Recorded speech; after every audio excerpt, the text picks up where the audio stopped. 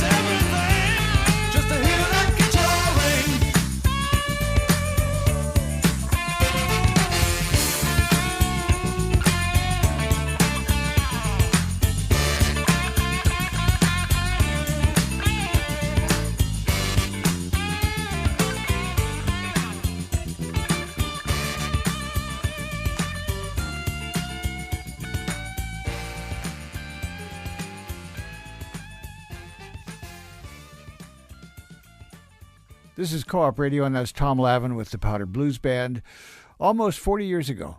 And I was really happy to see the TomLavin and the Powder Blues Band are doing a fundraiser for Co-op May 15th at the Rio Theater. Assuming everything works well today, we have TomLavin on Zoom. It's really good to see you again. I can see from Zoom that you're an avid reader. You got lots of books. Yeah, I'm constantly reading stuff. So what's your latest book? Any favorites you can share? Oh gosh, I really got into Karl Ove Knausgaard, who I think is going to win the Nobel Prize for Literature. He wrote a 6-volume set. He's a Norwegian. Knausgaard, Knausgard. He wrote a 6-volume set called My Struggle, which you start reading it and literally you crawl inside his body and look out his eyes and live his life. And it's so embarrassingly honest. The powers of self-observation are so keen that if you get into it, to me, it was absolutely life-changing experience. He changes nothing. So he uses his real names and real places and all his real relationships with his various wives and his kids and his parents. It's very, very heavy. My Struggle in 6 volumes. And so that the volume 6 is like, I think, 1,200 pages. So it's a pretty dense read. But I simply couldn't wait for each volume to come out. Promised Land I read, which was Obama's latest presidential memoir. That comes in 2 volumes, and I'm anxiously awaiting the second volume. I was refreshingly surprised in how little he whitewashed and how honest and unegotistical it came across. I mean, sure, there were a few incidences where I thought he may have embellished. But for the most part, I thought it was very insightful.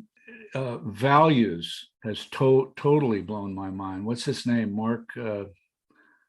He was born in Yellowknife, and he later became the head of the Bank of England.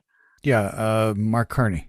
That's a really heavy and deep book that just now came out. That I read the whole thing, and the writing style is so condensed that I would have to read a paragraph and then think about it for 15 minutes before I go on. But it's mostly about global economics, which is a complex subject. And I guess the Bank of England was pretty well at the top of being able to ballast the planet. And you start having a different worldview in terms of how bank policies affect people at every single level of society. And he was mostly talking about ethics and morality on the highest level and what economics really is and what should be motivating people. But that book caused a lot of questions in me too, because I really wondered with a guy that was so absolutely bright, a Rhodes Scholar, and literally came up from Yellowknife to be self-educated and be one of the brightest guys on the planet. I wondered if he was writing, it seemed idealistic and altruistic and maybe a little too hopeful. And I was wondering if he was writing it in hope or if he was writing it in naivety, which was hard to understand. So I'm sort of looking for someone else who can get into it that I can talk to about it, because it left a lot of questions unanswered.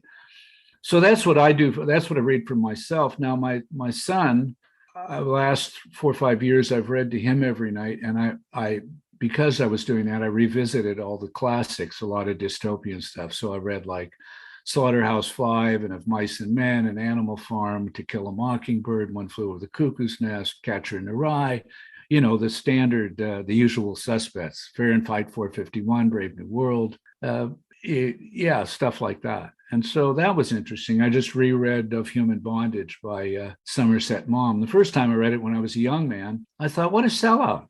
Why didn't he go on his worldwide trip? Why did he get married and sell? And as I read it for the second time, I thought, good move. So, it's funny how our perceptions and our thoughts change over the years.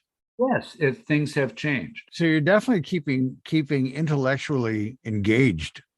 Well, I mean, what I really like is I used to think my son was bright. It was just parental pride. But when the tests started coming in, he was testing 99th percentile. So he's way brighter than me. But yeah, intellectually, I mean, we have lots of talks about, free space energy and quark theory and cool math stuff. We love things like Mandelbrot set and Koch curves and fractals and those sort of mathematical enigmas. So he's marvelous. He's like my best friend and my intellectual companion these days. How old is he? He's 14 and a half. Okay, that's fabulous. His brain is much faster than mine. That's funny. But what a gift. Yeah, it's great. And he has the other side too, where he just came to me one day and he said, I need a heavy bag. And I said, why? And he says, I feel like punching something. And so I got him a heavy bag. And then he said, well, I'm interested in martial arts. And, the concept of a true master is an interesting thing. And I have in my life always tried to think that I could recognize one if I saw one. And I've seen very few. I met a couple guys maybe in my entire life that I considered masters. And I'm not talking about metaphysical, occult, spiritual garbage. I don't believe in the Easter Bunny or the Tooth Fairy. I'm talking more about just mastery of anything that results in mastery of everything. It doesn't matter if you're growing carrots or chopping barbecue. Master. And so we went to I looked up on the internet and they said, it was a local community center, Kerrisdale Community Center. Said, oh, here's a guy that teaches kickboxing and jujitsu. Had a Persian name. I said, let's go check him out. And, he's maybe 5'6", maybe 50 years old. And we watched a class and I knew in an hour, this guy was a real life master. He hardly said anything. And everything he said was on two different levels, minimum. It was all double entendre, spiritual and physical. And I thought, I left there and I thought, well, my son will never recognize this guy's a master. And he didn't. And I thought, can I believe my eyes? So I went on the internet and looked him up. And it turns out that he's 5th degree black belt in 7 different disciplines. And that including Iaido, which is samurai sword fighting, which is basically ceremonial. It's like a tea ceremony, only physics. And so Ruben said, okay, I'll try it. At the end of the class, I looked at the guy and I said, it was an honor watching you. And he said, oh, I see you have eyes, or something like that nature. And he said, age is no deterrent. I think you should join the class with your son. and so I did. And so the last 6 months, 7 months, I've been doing kickboxing with the master, which is hard on your body, but it's fun. And Ruben's doing extremely well at that. And he decided to, in addition to that, this guy teaches jujitsu. And so Ruben goes to jujitsu, but that was like a bridge too far for me. So he does that by himself, but we do kickboxing together. What a great experience. Oh, yeah, it's fantastic. No, good for you. I mean, you get to do something with your son, which is a real gift, but it's got to be good for you. Well, I had the targets on Wednesday night, and it was like jab, cross, shuffle, right kick, and I had to take his punches. And my shoulders were talking to me pretty hard to loosen up the grip on these targets, or you're going to put one out. It's interesting for me because we can share some of the same perspectives, at least in distance. We started our conversation talking about the early days of Chicago and coming to Vancouver. And now we're in the present and talking about our lives, our relationships with our kids, the things we think and feel. And there's quite a journey from 1969 to 2022. There's a lot of stories in there. How are you feeling? I can't believe that, inside I still think I'm 17. Sure. I mean, there's aches and pains. It's not as easy to get my socks on as it was when I was 17, but everything's working. I'm shocked. I never thought I'd see 30, frankly. Yeah, I wonder what that is, because I never thought I'd get past 25, and yet, here we are. Yes, we are. Yeah. I don't know. I think a lot of it is just, the cards you pull. Let's chew on that. I want to play another song.